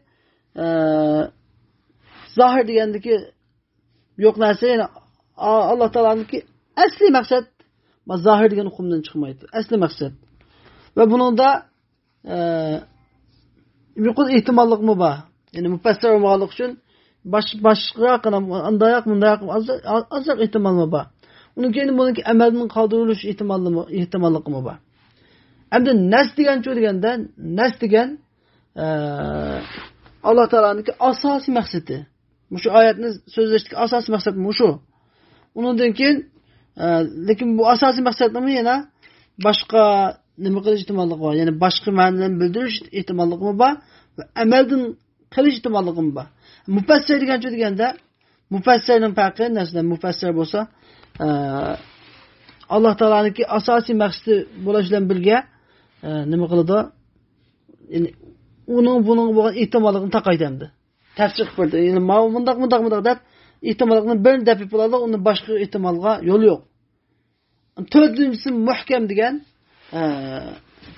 lekin mufassirda amaldan qoldirishga ehtimolligi bor. Amaldan qoldirish ehtimolligi bor. Muhkam deganda amaldan qoldirishning ehtimolligi yo'q. Endi bu gapimizga bir misol keltirib bersak, masalan, Alloh taolo Qur'oni Karimda ahallallohul bay'a va harrama riba dedi. Mesela Allah taolo savdo sotiqni halol qildi, jazoni harom qildi degan oyatida savdo sotiqni halol qildi, jazoni harom qildi degan gap, shu gapning o'zi zohir ma'nosi, yani savdo sotiqning halolligi jazoning haromligi zahir ma'no. Lekin bundan chiqadigan nas hukmi shu degan nas degan, ya'ni Alloh taolaning asosiy maqsadi shu deganda, Alloh taolaning asosiy maqsadi bu yerda savdo sotiq bilan nimaning jazoniki o'xshash emas ekanligini, balki o'z ikisining farqlanadiganligini, shu sababni ham bo'lganligini bildirmoqchi. Chunki 5 ta nima qilgan kofirlar innamal bay'u misla riba deb savdo sotiq degan shu jazoni o'xshaydi deb shunda deganlik uchun shuni qarta rad qilish sababini tushgan oyat bo'lg'achqa, oyatning davomi bo'lg'achqa, shu sababdan bu nas hukmiyadagi savdo sotiq bilan jazoning o'xshamaydiganligini bildirib qo'yish mana nas hukmi. Endi Alloh taolaniki masalan Alloh taolaning bir qavlida fasajadal malaikatu kulluhum ajma'un degan so'zi Alloh taolaniki mufassirning misoli masalan mufassir dedik-ku. Ya'ni malaikalarning hammasi bir yo'lida sajda qildi degan oyatda fasajadal malaikatu degan. Malaikalar sajda qildi degan zahir hukm, ya'ni malaika sajda qildi degan bilan o'ylanmasinlar, malaika sajda qildi degan gap ko'nglimizga keladi. Hammadan tushunamiz. Lekin bunda ehtimollik bor deganda malaika hammasi sajda qilmadilar ya. Ko'proq bir qismi sajda qilib, ozroq bir qismi qilmadilar. Andan hammasi bir yo'l sajda qilmadilar, ba'zisi bo'ldi, ba'zi kim sajda qilmadilar degan hukm qilishi mumkin. Chunki bu yerda Alloh taolo iblisning sajda qilmaganligini bizga bildirmoqchi u. Endi iblis ham sajda qilmay, boshqa malaikalar sajda qilmay qilmadilar mana degan gap ko'ngilni kelib qolmasin deb Alloh taolo o'zi bu gapni tafsir qilib kulluhum degan firishtaning hammasi sajda qildi. Bir dona firishta qolmadi, hammasi sajda qildi. Deb bulab unga yeni bir ko'ngilga ishib qolmasin deb ajma'un deb qo'ydi yani. Bir yo'la mı sajda qildi anda, birisi baldi biskin emas. Hammasi bir yo'lini sajda qildi deb qo'ydi. Mana mushuning o'zini mufassir deb ataladi. Taqim yana. Gapni shariat o'zi Qur'oni Karim o'zi tafsir qilib berdi. Mana mufassir deb ataladi. Muhkam degancha deganda hukm oyatlari masalan. Masalan, hukm oyatlari va hamda mayadagi bizning ustida turayotgan muhkam bo'lsa, yana eng uchuqliq g'oyat. Yani bununda nima yo'q. Amalning qilishqima hech qanday ehtimollik yo'q bo'lgan nususni muhkam deb ataladi. O amalning qilishqa Payg'ambar alayhisolam zamonasida bu amalning qilish haqida oyat tushmagani. Payg'ambar alayhisolam tugab ketganda keyin shu bir qilgan oyatning bir muhkamga aylanadi. Zohir, nas, mufassirning hammasi muhkamga aylanadi. Muhkam. Chunki Payg'ambar alayhisolam tugab ketib qolgan oyat mansux bo'lmaydi. Masalan, Alloh innalloha alimun hakim. Laysa kamithlihi shay. Alloh taolo hammani bilguvchi, hikmatli zot masalan. Allah leysa kemisli şey Allah Teala hech qanday bir narsa o'xshamaydi degan masalan. Masalan cihat kıyametga qadar davomlashadi degan masalan. Shu hadisning o'zi Payg'ambar sallallohu zamonasida muhkam. Uniki amaldan ma'ulniki amaldan qilish ehtimollik yo'q. Lekin Payg'ambar sallallohu tugab ketib bo'lgandan keyin mesela ahallallahu al-bay'a ve harrama riba degan mesela Allah Teala savdo sotiqni halol qildi, jazoni harom qildi degan hukmning Payg'ambar sallallohu hayot vaqtida buni amaldan qoldirish ehtimolligi bor. Chunki nurg'ilgan hukmlar bodish bo'lib keyin amaldan qoldirilgan ma'lum sabablar tufayli. Shu har qanday bir hukmning amaldan qilish ehtimolligi bor, lekin Payg'ambar sallallohu dunyodan ketib bo'lgandan keyin u ehtimollik ko'tarilib ketdi, hammasi muhkamga aylandi. Mana shu ijobiy taraflardagi Qur'onning 4 hukmi. Endi salbiy taraflardagi 4 hukmi deganda bu 4'e bölüngen. Hafi, müşkel, mucmel, muteşabih 4'e bölüngen. Hafi, müşkel, mucmel, muteşabih 4'e bölüngen. Bu hafi diyen gap yani mehfi diyen gap. Yuşurun. Bu 5'teki zahir karma karşı geldi. Müşkel diyen gap 5'teki neske karma karşı geldi. Mucmel diyen 5'teki mufassirge karma karşı geldi. Muteşabih degan 5'teki muhkamga qarama qarshi keladi. Endi bizga bu yerda bildirmoqchi bo'lgan misol qasi deganda mishading mutashabih. Mutashabih degan eng qiyin qismi. Mutashabih deganniki masalan xafi deganni ozroq o'ylansa bilgili bo'ldi ma'nosini. Endi ozroq o'ylansa bilgili bo'ldi. Mushkil degandan undan qiyinroq, uni bir qiz ijtihod qilib tirishib bilgili bo'ladi. Mushkil deganni shariatdan toki shariatdan bunga shu nima kelish kerak. Mujmal deganga shariatdan cho'qim bir tafsir bayon qilmaguncha uni tushunolmaydi. Masalan, Alloh taolo aqimus solat dedi, namoz o'qinglar dedi. Namoz o'qinglar degandan keyin bunga hadisda bomdat, pishim, asr namozsham, xuftamning vaqtlarini tortib, undan keyin rakat sonlarini tortib, hammamiz tafsili bayon qilinmoqchilikka aqimus solat deganni, namoz o'qinglar deganni, biz yangi musulmon bo'lgan bir odam bilsa, biz namoz o'qing degan hukm bilan namoz o'qolmaydi albatta. Namozni qanday o'qish kerak, undagi adab arkonlarini cho'qim tafsili hadislar orqali bilish kerak. Mana shuni mujmal degan shu. Mujmal bayon qilingan hukmni Alloh taolo tafsili bayon qilib berdi. Mana mujmal deb ataladi. Bu shariatning bir tafsili bayon kelmaguncha buni ijtihod orqali bu qulamaydi mujmalni. Endi mufassir degan joy deganda nima? Mutashabih degan joy deganda mutashabihni qiyomat kuni Alloh taolo buniki ma'nosini Alloh taolo o'zi tafsili bayon qilib deb bermaguncha bu dunyoda buni bilishga yo'l yo'q. Payg'ambar alayhisalom buni deb bermagan, buni bandalarga buni bilishlikka yo'li yo'q hech qanday. Shuning uchun mutashabih oyatlarning qatoridan masalan surlarning 5'idagi oyatlar, ba'zi surlarning 5'idagi uzuk oyatlar biz hozir ustida turayotgan sifat Alloh taoloning sifat oyatlari Ar-Rahmanu alal arsh istava degandek oyatlar. Mana shu oyatlarning hammasi oyat mutashabihlarning qatoridan bularning ma'nolari Alloh taolo topshirildi. Hammasiga biz amanna deyishimiz gardimizga vojib bo'ladi. Amanna deyishimiz gardimizga vojib bo'ldi. Mana bugungi shu nimaning bugungi darsimizning eng asosiy mazmuni mishadi mana. Negizlik masalasi. Aqida masalasi, intayin muhim aqida masalasi. Endi Alloh taolo deydiki: "Fa'ammallazina fi qulubihim zaygun fayattabi'una ma tashabaha minhu." Yani dillerinde hidayetin azgınlıkka mayillik bak kişiler mutashabih ayetlerinin arkasına ergişip onu üzerine havayı hevesi boyunca tefsir kılıdı. İbtiga el fitne ve ibtiga tevili diyen fitneni talep kılıp, fitneni izlep. Yani insanların dini de azdırıp fitne pasatlı taşlaştığını sebep maksat kılıp. Ve ergeç kişilerge bula bizniki şu demimizde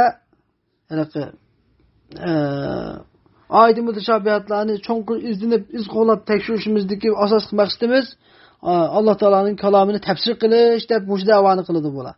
Shundaki azg'un nasaralar İsa Aleyhisselam'ni Allah degan gapida Allah Taala İsa Aleyhisselam'ni Allah Taola'nın Meryem Aleyhisselam'a tashlagan ruhi degan gapni xato tarjima qilam. Buni ruhi degan gap Allah Taola'ning bolasi degan bo'ladi deb xato ma'no aytganlar. Xato ma'no aytganlar. Mana shuningdek oyat-i mutashabihlarning haqida iz qo'llab uni xato ma'no aytganlar, o'zining havisi bo'yicha ta'vil qilib tafsir qilganlar. Allah Taala dillarda shak va haq tarafdan batıl tarafga mayil bo'lib ig'ib ketganlar deb Allah Taala munosabatladi. Uni kenidan oyat-i mutashabihlarni Allah Taala topshirganlar haqida nima dedi Allah Taala? "Var-rasikhuna fil ilmi yaquluna amanna bih." Yani haqiqiy ilmda cho'nqur ilm daryosiga cho'nqur chekkan, ilm dengizga cho'nqur patgan ulamolar bo'lsa, amanna bih. Biz Allah Taolaning kelgan oyatlarga iymon etdik. İman etdik. Kullun min indi rabbina. Her biri ayet-i muteşabih olsun, ayet-i muhkem olsun, hemmisi Allah Teala tarafidandır. Rabbimiz, Perverdigarimiz huzurundur, dergahındır. Allah yani Allah Teala'nın kalamıdır, haktır, rastır, doğrudur. Biz hemmimiz Allah Teala'nın tarafidan iman ettik deydi o. Mana endi rasihune dedik. Rasihune degan gap asli. Nima degan gap desa? Rasihun degan gap bu istara gap bu. İstara. Yani bir munbatli munga qattiq ig'ir narsani bir tumurdek qattiq ig'ir narsani birsini munbat bizim munga tashlansa petib ketgandek, ig'irligini petib ketgandek, yani ilm cho'nqur qalbiga petib o'rnashib ketgan, ilm qalbida cho'nqur o'rnashib ketgan ulamolar degan gapdir rasih degan. İlim qalbida cho'nqur o'rnashib o'rin olgan ulamolar, olimlar, haqiqiy olimlar degan bu. Yani xuddi bu shaqda bir shoirning bir she'r yozgan masalan. لقد رسخت في القلب مني مودة لليلي أبت أيامها أن تغيرا der mesela. Yani kalbimde özgergili unu, gündüzleri özgergili unumağan kechemning muhabbeti cho'nqur o'rnashib ketdi deb she'r yozgan mesela. Aslında rasahat deb yozib qo'ygan. Cho'nqur o'rnashib ketdi, cho'nqur o'rn tutdi degan. Yerda masalan. Yani ma'nosi qalbida ilm cho'nqur o'rnashgan olimlar nima deydi? Yuqorida biz degandek, hammasi Parvardigorimizning huzuridan, Parvardigorimiz tarafidan nozil bo'lgandir. Oyat-i mutashabih bo'lsin, oyat-i muhkam bo'lsin, hammasi haqdir, rastdir. Biz buni iymon etdik deydi, lekin onun keynidan bunun ma'nosi anda bo'ladi, bunda bo'ladi deb o'zining havoyi havisi bo'yicha ma'no etmaydi. Dalil bo'yicha bo'lsa bu boshqa. Yani mutashabihni dalil bilan muhkam qaytisi bu boshqa. Lekin dalilsiz uni havoyi havisiga aytib, xuddi Yahud Nasara degandek, anda xato yo'q, ezib ketmaydi o. Haqiqiy ulamoy rasihlar deydi Allah. Endi bu oyatdan chiqadigan bir foyda İmam Müslim rivoyat qilgan bir hadisda Ayşe roziyallohu anha hadisi Rasululloh sallallohu alayhi vasallam deganki var rasihuna fil ilm degan mush oyatni Payg'ambar alayhisalom tilovat qilib oxirgi deganki Payg'ambar sallallohu degan İza ra'aytum allazina yattabi'una ma tashabaha minhu faulaika allazina sammahumullahu fahdharuhum. Payg'ambar deganki qachonki sizlar bu şu Kur'an-ı Kerim'nin ayetlerinden muteşabih ayetlerinin ma'nilerini aytaman, muşuniki tigini tushunaman, mushu ayetlarniki tigini tushunaman deb tafsir qilaman deb o'zining xohishi bo'yicha tafsir qilganlarni ko'rsang, qachon shundalarni ko'rsanglar, shuni bilib qolinglar. Fa ulaikallazina, ana o'sha odamlar bo'lsa, Alloh taolo atgan dillarda zayg bor deb atgan, dillarda shak bor, dillarda haqdan batıllıqın burilib ketish, irib ketish bor deb atgan adamlar shulardir. Ulardan hazar aylanglar deb Payg'ambar shunday degan. Va ma yazakkaru illa ulul albab. Aql egilaridan boshqalar nasihat qabul qilmaydi. Faqat aql egilarlar nasihat qabul qiladi. Endi yana bir foyda İmam Buxoriy Said ibn Jubayr radhiyallohu anhudan rivoyat qilgan bir hadisda Said ibn Jubayr radhiyallohu anhu cho'qim bir odam İbn Abbas radhiyallohu anhu bunday degandir. İnni acidu fil Qur'ani ashya dedi. Men Qur'oni Karimda nurg'ulg'an qarmu qarshiliklarni his qildim dedi. İbn Abbas radhiyallohu anhu dedi. Nimani qarmu qarshilikni his qilding dedi. O adam dedi. Allah Teala'nın فَلَا أَنْسَابَ بَيْنَهُمْ يَوْمَئِذٍ وَلَا يَتَسَاءَلُونَ diyen kavli. Sure Mü'minun'daki 10. ayeti yani ulanın arasında şu gün yani kıyamet günde hiçbir neseptaşlık mı olmaydı mı, dadam balam mı değişmeydi, öz ara sual mı soruşanmaydı dedi Allah Teala. Yeni bir ayette yani Safat Suresi'nin 27. ayetinde وَاَقْبَلَ بَعْضُهُمْ عَلَى بَعْضِ يَتَسَاءَلُونَ dedi yani. Ulanın bazı altını kılışıp sual soraş oturdu dedi Allah Teala. Ma şikayet özel karşı gelip kaldı eminim kallam kumbuyuça dedi. Allah Teala ve la yaktumun Allah hadisa dedi. Sure Nisa'nın 42. ayetinde Allah Teala'nın hiç kadar bir sözünü yuşranmaydı ola dedi. Sure En'am'ın 23. ayetinde olsa vallahi Rabbina ma kunna müşrikin dedi. Allah olan kasem perverdigarımız biz müşrik emestik, müşrikle kıyamet günü biz müşrik emestik tabi indep duruatı dedi. Bu aşkisi karma karşıken dedi. Onunki ve Naziat Suresi de asmanını ziminden baldı yaratkanını sözledi Allah Teala. Fussilet Suresi de ziminini asmandan baldı yaratkanını sözledi. Bu aşkisi karma karşıken dedi. Ve onunki Sure Nisa'da Allah ve kâmesen ve kânallâhu gafûren rahîmâ ve kânallâhu azizên hakîmâ dedi Sure Nisa'da mesela. Yani bir ayette Allah Teala ve kânallâhu semî'an besîrâ dedi mesela. Bunların hemmisi birisi Allah Teala'nın mağfiretlik, rahimlik idi dese yine bir anda. Allah hemen galip hikmetlik idi dese yine bir anda. Allah hemen anlıqçı, hemen körgüçü idi degan bu ma'nolar birisi qarma qarshi kelib qoldi. Deb shunda demedi İbn Abbas radhiyallohu anhu javob berdi. Senin birinci sualın. Yani kıyamet günüde ularning arada hech bir nasabdoshligini Mamının dadamdı, mamının balamdı deyishgan gap yo'q. Ular o'z ara sual so'rasholmaydi degan ma gap Sure Mu'minundagi. Bu nafxu uladi bo'ladi. Ya'ni birinchi qatim İsrafil alayhissalom surni chaqan, birinchi qatim chaqanda fasayqa man fis samawati va man fil ardi illa man sha'alloh. Yani Sure Zümer'deki ayeti mesela. Asmanlardaki ve zemindeki hamma mahlukat ülüdü. Uşudun ketdi. Faqatlam Allah xalaqallarlam qapqaladı. Qolgan hammasi Uşudun ketib yıkıldı bazı ülüdü demeyiz kan. Mana şu vaqtda fala ansab beynahum. Mana şu vaqtda ularning arasida hech qanday bir nasabdoshlik yo'q degan, ya'ni dadi bola ana boladan gap so'rash uzguymaydi. Shu chaqda o'z ara birisi-birisini gap so'rashamaydi. Çünkü hammasi bu yerda ularlam ketgandan keyin qattiq qo'rqib shu qo'rquvda ularlam ketgandan keyin biz gap so'rashga ulgurmaydi degan bo'ladi. Ondan keyin finnafa yani ikkinchi nafxada hammasi onu qubab ba'sini o'ynamış oldu deb so'g'itdi. Yani sen qolmay qolgan ba'zi ikkinchi nafxadan keyin hammasi o'lgandan keyin hammasi qupishab nim bo'ldi deb biz-bizning gap so'g'itdi degan bo'ldi. Ammo Alloh taolaniki Sure An'amdaki ve ma kunna müşrikin biz müşrik emasdik degan gapi. Ve Allah Teala'nın Sure Nisa'daki ve la yaktumunallah hadisa. Allah Teala'nın hiç bir sözünü uçuramaydı degan ma'ikinin arasındaki bu münasebet olsa Allah Teala haqiqiy xolislarga, ixlosmandlarga gunohlarini mag'firat qiladi.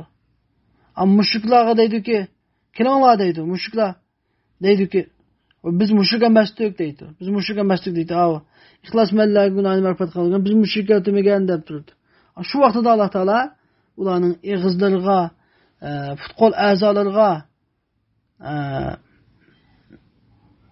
ularniki ig'izlariga Allah Teala muhr bosib o'tdi.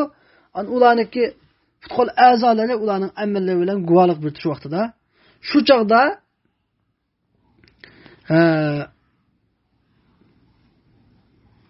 guvohlik berdi. Shu chaqda uniki hech qanday bir gapni yushramaydi. Shu vaqtdagi hech hamma gapni yushramay bir futqol a'zolari shu yerda guvohlik berdi deydi. Mana şu vaqtda kafirlar hammasi musulmon bo'lib, bir musulmon bo'lsaqnim bo'ladi deb shunda orzu qilgancha shu surasida bu El-yevme nahtimu ala afvahihim ve tukellimuna aydihim ve teşhedü erculum bima kanu yaksibun dedi. Biz bugün ulaniki tillerga, ağızlarga mühür besip etimiz, ağızlarını piçetlep etimiz, ulaniki kol futları kılgan amellerini sözlep verdiler. Şu vakitte hiç kadar bilip şuranmaydı. Anladın? Allah Teala'nınki biz müşrik emeslik degene, yani ağızda biz müşrik emeslik dep turvatı. Lekin Allah Teala'nın ağzını peçetlep ettiğini kendi hiç kadar bir gepni şuranmaydı degen bu. Manna dolayısız. Hem Allah Teala'nınki bir ayette zeminni bal yarattı, bir ayette asmanni bal yarattı degene. Bunu artık udulaştırmış olsa Allah Teala zeminni 2 günde yarattı. Andikin asmanni yaratış üzülünüp asmanni 7 kat kılıp 2 günde yarattı. Asmanni 7 kat kılıp yani zeminden keyin yani 2 günde yarattı. Andikin zeminni tüp-tüz kılıp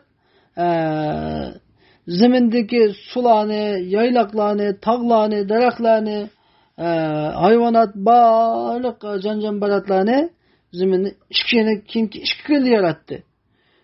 Şunu olan cemi 6 günde yaratıldı. Mana bu şu Allah Teala ve naziyatki vel erda ba'de zalika dahaha degen yani.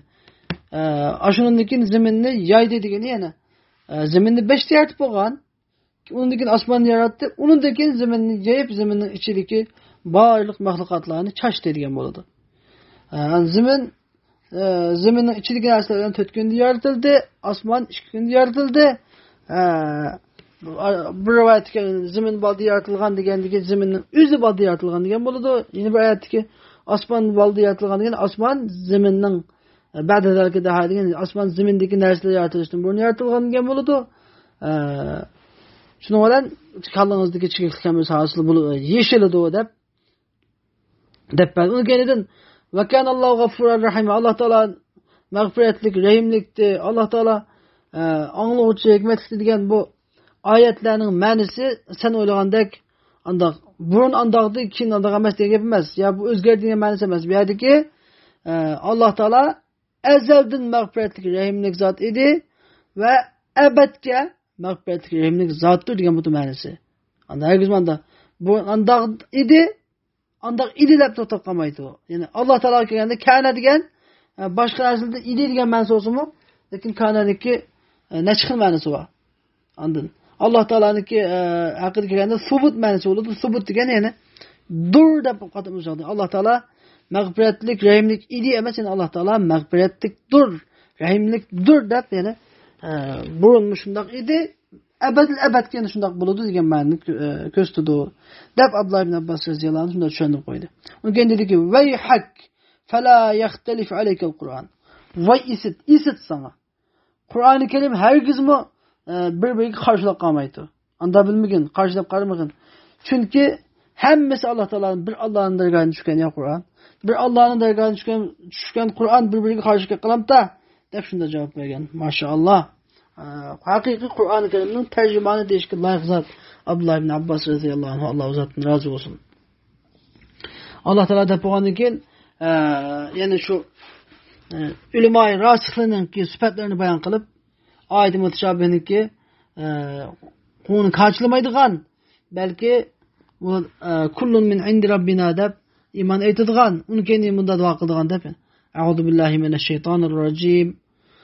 ربنا لا تزغ قلوبنا بعد إذ هديتنا وهب لنا من لدنك رحمة إنك أنت الوهاب ربنا إنك جامع الناس ليوم لا ريب فيه إن الله لا يخلف الميعاد ربنا لا تزغ قلوبنا Perverdigarımız bizning dillarimizni hidayet berib bo'lgandan keyin, sen hidayet berib bo'lganingdan keyin dillarimizni haq yo'ldan ozdirib etmasang, haq yo'ldan xato yo'lga burib etmasang. Va hab lana min ladunka rahma. Bizga sening dargohingdan, sening huzurungdan katta bir rahmatni bag'ishlasan. Yani bizga sening fazlingdan, fazli karamingdan bizni haq dining ustida mustahkam qiladigan, muqim turg'izadigan katta bir rahmatni ato qilsang, innaka antal vahhab. Sen haqiqatan ko'plab mutbag'chi zotsan, ko'plab bag'ishlovchi zotsan. Ya'ni sen bandalaringga ato ihsoni intayin ko'p ato ihson qiluvchi zotsan. Rabbana innaka jami'un nasi li yawmin la rayba fihi. Parvardigorimiz, sen haqiqatan insonlarni hech bir shak bo'lmagan bir kunga yig'ib to'playsan.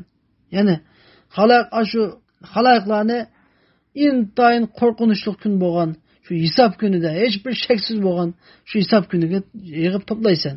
Innalloha la yuxliful mi'ad. Shubhasizki Alloh hech qachon va'daga xiloflik qilmaydi. Ya'ni sening va'dang haqdir. Ey Parvardigorimiz, sening va'dang haqdir, sen va'daga xiloflik qilmaysan. Bu Allah Teala'nın bu ayeti xuddi, yani Allah Teala'nın ki Sure Nisa'nın 87. ayetideki Allahu la ilahe illahu la yecma'annakum ila yevmil kıyameti la raybe fih ve men asdaku minallahi hadise diye ayet okşaydı. Yani o Allah'tan başka hiçbir ilah yok. Bugün Allah silahını kıyamet günü mahşer meydanına yığıp toplaydı. O günde hiç kadar bir şey yok. Allah Teala'nın murasçıl kim ba dep bir ayet okşaydı. Yani Allah Teala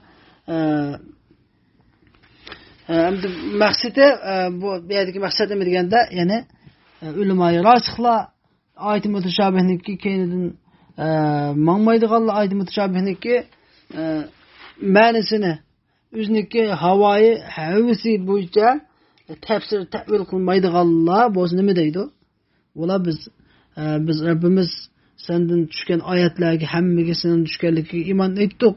Bizning kalbimizni haq yo'ldan burib etmesang, haq yo'ldan taydırib etmesang, adashtirib etmesang, bizga rahmatingni ko'plab ato qilsang, bizni haq yo'lida mustahkam turadigan, seninki oyatlaringni to'g'ri ma'no aytadigan, o'zimizniki xohishi, havasi bo'yicha ma'no aytmaydigan, mazmut bir yo'lda turishga bizga rahmat ato qilsang, undan keyin sen bizni Parvardigorimiz hech qanday yig'ilishda bir shak shubha bo'lmagan, bo'lishida hech qanday shak shubha bo'lmagan, hammamizning yig'ilishida shak shubha bo'lmagan bir qiyomat kuniga bizni hammamizni yig'ib to'playsan. Sening va'dang hech qachon sen va'dang xilof qilmaysan, sen yag'man deding, yag'san. Bizga shunday vaqtda bizga rahim qilsang, bizni shu dunyoda shu kunda rahmatingga erishish uchun shu dunyoda seniki buyruqlarına amal qilg'ili, nahiylardan yong'ili nisb qilsang, oyati muhkamalarga hammaga amal qilg'ili, oyati mutashabiyatlarga iymon aytib, uning ma'nosini o'zingga topshirg'ili nisb qilsang, deb degan bo'ldi ham oyatning mazmuni. Endi boshqalar agar sizdan so'rab qolsa, Alloh taolaning bu oyati mutashabiyatni tushirish, nozil qilishdagi maqsadi nima foyda bor? Buning ma'nosini biz bilmasak, ma'nosi bilmaydigan oyatni tushirganing nima foydasi desa, bir qism ulamalar biz degandek bu oyat mutashabih yani nimalarni bayatdagi alif lam mim degandek oyatlarning ma'nosi bor degan qishqash kelgan bo'lsa-mu, endi oyat mutashabihlarni tushishdagi hikmat nima deganda, vallohu alam, ya'ni inson deganlik Alloh taolo yaratishda tabiiy bir narsani bilishga, qiziqishga tabiiyatni mayl qilib yaratgan Alloh taolo. Alloh taolo ayet-i muhkemalar orqali hamma narsani uchuq bayon qilib bo'lgandan keyin ba'zi oyatlarni yepiq shaklda ma'nosini uqulamaydigan, yetkazolmaydigan shaklda bayon qilib, undan keyin yana bu oyatlarningki tafsirini, ta'vilini izlamanglar, faqat Alloh taolo tarafidan iymon kelganiga iymon aytinglar deb qo'ysa, shunga chidab sabr qilib, shunga Alloh taolo tarafidan kelganiga biz iymon aytdik, sallamna, ata'na deb turoladigan ish insondagi tabiat, yaratilgan tabiatiga qarama-qarshi ish hamda bu. İnsanın tabiati bir narsaga, sirliq narsalarga sirni bilib olishga qattiq intiladigan, bunun ishini muvatib deb qarashga intiladigan qattiq bir sirliq narsalarning sirini ichishga amroq bir kunillik. Shu tabiatiga qarama-qarshi holda mutashabih oyatlarni Allohga iymon etdik deb topshirib, ma'nolarga cho'nqur cho'kmaslik bu intayin cho'ng bir imtihon. Bu imtihondan o'tib, ularga nurg'ulgan rahmatni ato qilishini Alloh taolo şunu nazil kılgan bu ayet-i muteşabihatlarını deydi bir kısım ulemalar. Yeni bir tarafı Araplar intayin bir balagatga amarak, yani gap so'zda normal gap qilsak bir yoqtirmaydigan, sirliq gaplarni, boshqalar ma'nosini yeshamaydigan, buning ma'nosini faqat degan odamlar biladigan, boshqa toki ashi degan odam o'zi uning gapining ma'nosini yeshib bermaguncha ma'nosini bilak odam yeshamaydigan tugun gap qilib amroq odam ekan, burun tortib bir og'iz gapni necha xil ma'nosi qilib amroq anda udul yoqmay davomli sirliq gap qilgan gapga amroq odam ekan. Şu Allah Teala Kur'an-ı Kerim'in nazil kılganda Kur'an-ı Kerim'in Arap tilde bulamadık. Arap tildeki en fasatlık, en klasik til boyunca nazil kılgan bu açığa. Şulanın kaidesi bu içe. Belki ulanın kaidesi neticesi aşıgan halde Allah Teala ulağı teddi yani musabık ilan kılış. Yaman basan sen mi getirip bakın diyen muşunu taraftan nokta kılıp durup Allah Teala şuna bunda yepiq, ma'nosi yepiq bo'lgan oyatlarni Alloh taolo nazil qilgan, shularniki shu vaqtdagi odati bo'yicha deb shunda degan hikmatlarini o'tirib qo'yganlar bor. Vallohu a'lam bis-savob. Alloh taolo hammamizni oyat-i muhkamalarga amal qiladigan va tafsir ta'villarini tushunib tafakkur tadabbur qiladigan oyat-i mutashabihlarning ilmini Allohga topshirib buna iman etadigan, Allah Teala tarafından kelganligiga iman etadigan ve Allah Teala'dan Rabbana la tuzigh qulubana ba'da id hadaytana ve hab lana min ladunka rahme inneke entel vehhab deb davomli tilab duo qiladigan bandalarning qatoridan qilsin. Ve axiru davana elhamdülillahi rabbil alamin ve sallallahu teala ve sellem ala xayri xalqihi Muhammedin ve ala alihi ve sahbihi ecmaîn.